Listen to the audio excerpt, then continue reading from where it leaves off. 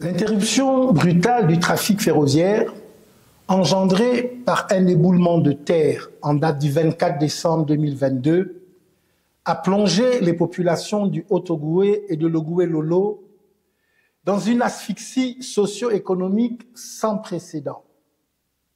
Au-delà de la psychose dans laquelle ils sont plongés, à cause de leur incapacité à sortir de la province, sinon par voie aérienne, ils subissent l'inflation liée à la rareté des produits de première nécessité. En effet, en raison de la pénurie et de l'augmentation démesurée des prix, les Altogovéens et les Logovéens, impuissants face à cette situation nouvelle, ont vu leur pouvoir d'achat et leur niveau de vie considérablement baisser.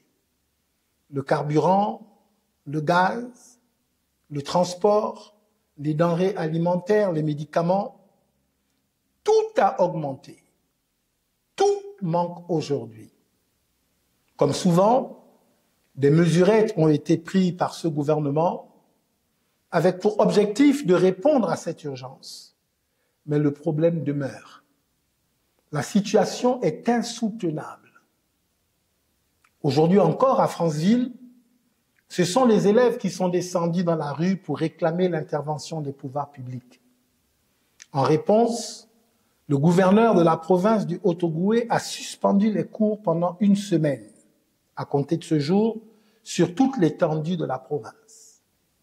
C'est le cœur attristé face à la détresse de toutes ces Gabonaises et de tous ces Gabonais que je fais ce triste constat. Nous sommes aujourd'hui rattrapés par toutes ces années pendant lesquelles les routes n'ont pas été construites dans notre pays.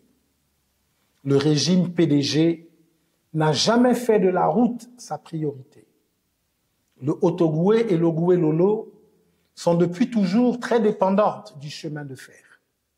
Cet éboulement vient mettre en lumière ce que nous savons déjà. Si nous avions construit nos routes alors que nous en avions les moyens, l'isolement que subissent ces deux provinces ne serait pas d'actualité en ce jour. Je le rappelle, il n'y a pas de développement possible sans la route. Il est plus que temps de repenser nos priorités, de repenser le développement économique de notre nation et de bâtir l'édifice nouveau auquel tous nous rêvons.